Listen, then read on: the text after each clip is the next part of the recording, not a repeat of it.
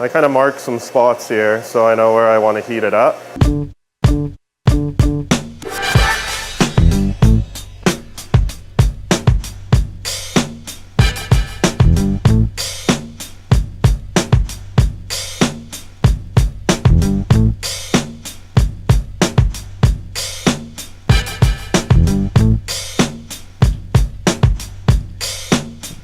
Our next guest was born and raised in Saskatoon, Saskatchewan.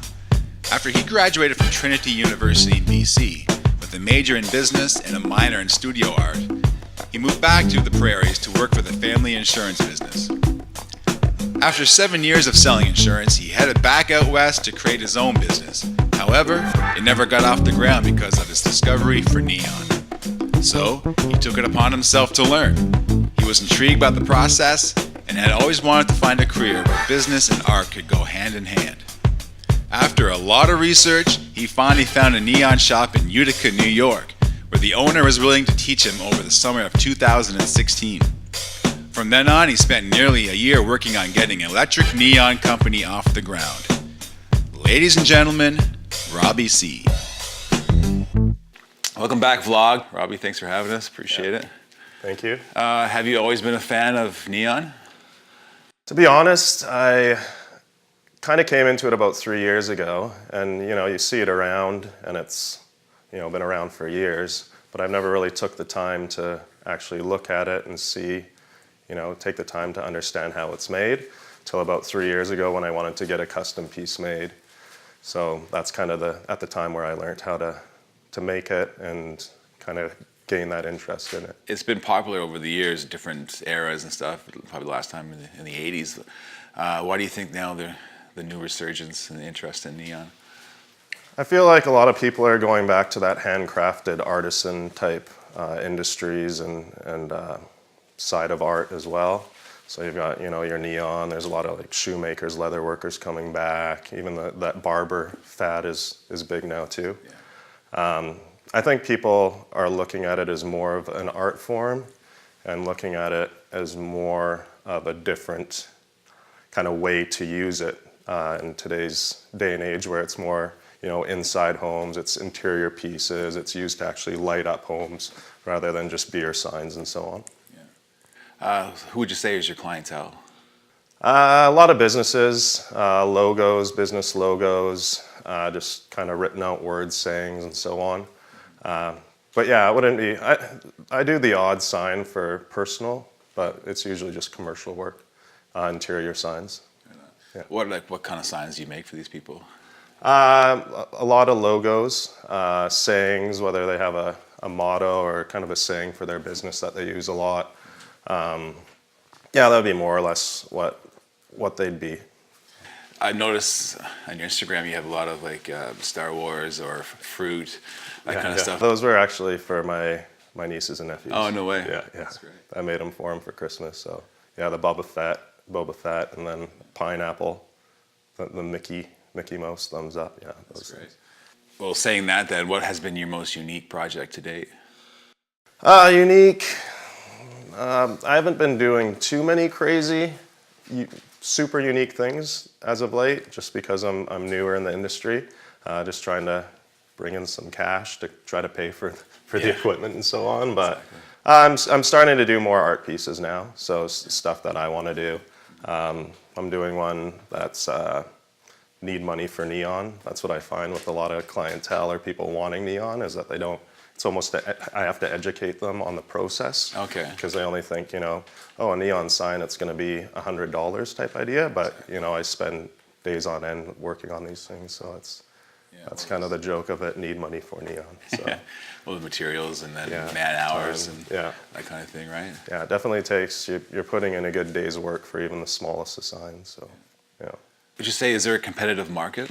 There is a bit of a competitive market. There's a few people that I know of in Vancouver doing it, but I feel like there's a high enough demand for the signs that each of us can take a piece of that cake or pie and still be profitable in what we do.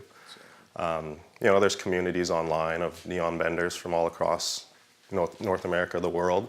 So it's a little bit different because you can ship these things, but it seems like everyone in the industry is just so happy to share what they know and what they've learned over the years and try to improve all the younger vendors and work with everybody. So it's even though they are my competition or I'm their competition, it's more of a community of bringing everyone together and really taking this industry and keeping it alive more or less. So the online thing has definitely helped. Oh yeah, if I have a question about anything, I could, some of the best neon vendors in the world are in these groups, so I can ask them directly anything I need to know, and they're happy to help. So it's been nice. That's great. So, well, talking about that, then how has social media helped your business, or how do you think it will help your business? Yeah, social media has been big. Instagram specifically has been really big to get out the pieces and the connections and getting it out to especially Vancouver and this kind of area. That's where I've been more focused on is Vancouver because they're not super easy to ship. They are glass, so they're very fragile. So I've been trying to direct more of my work here in Vancouver. And yes, Instagram's been great, just as simple as hashtags. Yeah. Well, that's how we found you basically, is on Instagram. Yeah. That's great, and here we are. Yeah. How long would you say it took you to master the craft of neon bending? The master, I've been doing it, I'd say in total for about 8 months. I learned for 2 months, and then I've been doing it for the last 6 months. But I don't know if I'll ever master it, to be honest. I think it's just an ongoing process where, if you look at any sign, even from vendors that have been doing it for 20 years, there are slight imperfections if you take a really close look. I said on there too.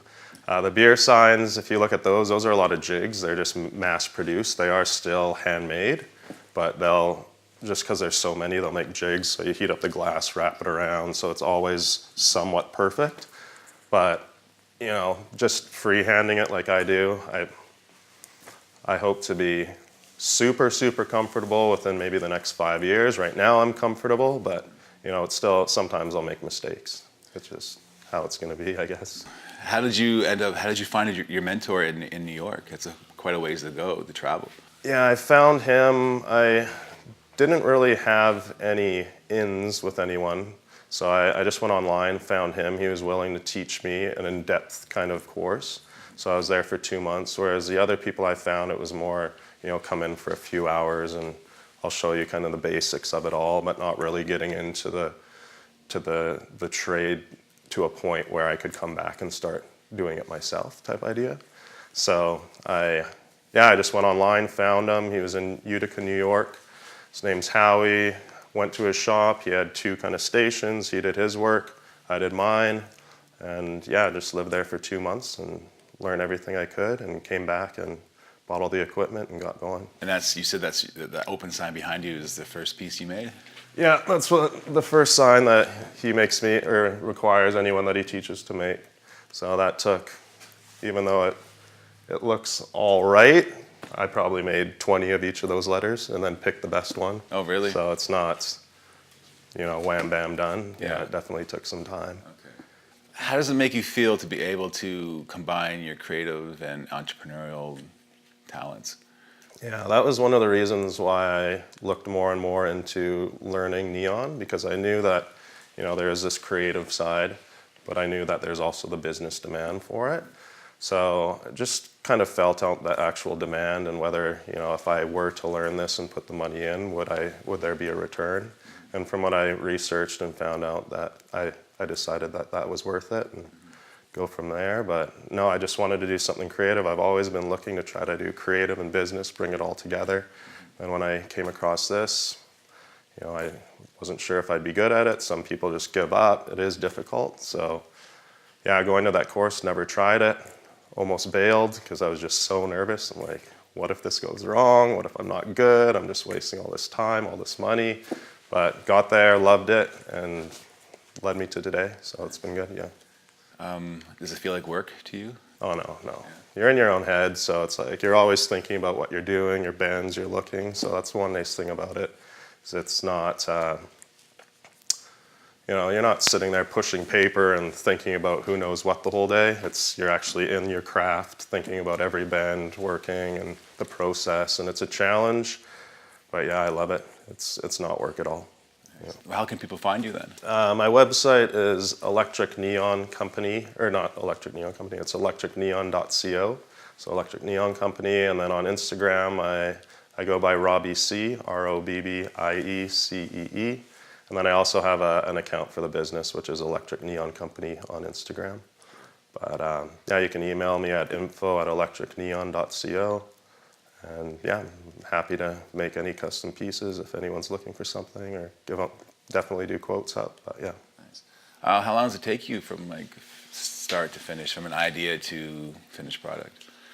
It depends on how complex the idea is, but I'd say, you know, I do all the templates by hand. Everything in my process is completely done by hand. So the template would take an hour or two, and then if it's, you know, something like this open sign, that would probably take, all the bends would be, I don't know, maybe another hour or two, and then filling it and so on. It would probably take me a good day to do something similar to this from start to finish, yeah. Any advice for any aspiring neon benders, or even someone else that wants to get into the trades and be creative, or just start a business? For anyone trying to get into neon, yeah, you're going to have to find someone willing to teach you. There is some risky aspects of what you're doing, so you definitely want to find someone to teach you rather than just pick up books and try to learn that way. I wish I could say I'd love to have someone in here that I could teach, but I just don't have the setup at this point. But there are people out there willing to teach. Just find someone, not necessarily Vancouver, but somewhere, I'm sure. And there's definitely a support group out there as well. Oh yeah, yeah. You can find out anything you want from. What kind of forums are there? Is there like Facebook forums, or is there groups on Facebook, that kind of thing? Yeah, there are groups on Facebook. Yeah. So there's new benders in them, there's old benders, it just variety, all experiences. But yeah, it's been good, and a lot of these people seem very happy to help and teach people. So there are people out there if you're really wanting to get into it. I'd love to teach someone probably in the next 5-10 years once I've got my feet under me and ready to do something like that. I feel like I'm still learning, so I don't know if I want to take someone under my wing and, oh, do this and this, and no, that's not right.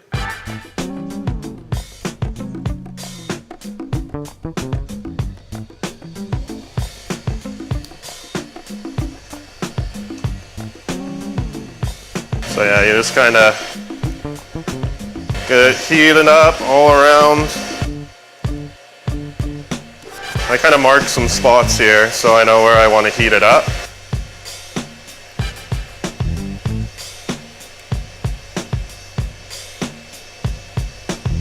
And then I'm not blowing yet, but I just keep heating, and you can see it's kind of getting wobbly. You can see the glass is bending.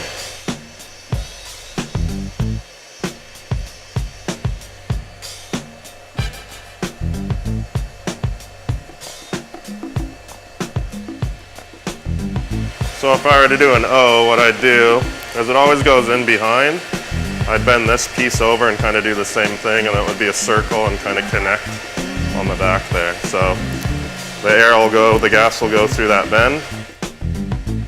That's kind of the idea. So you're there. blowing as you're bending? Well, when I picked it up to bend, that's when I start blowing. So there's the different bends, so I'll show you again here, another one. So you heat up all the way around.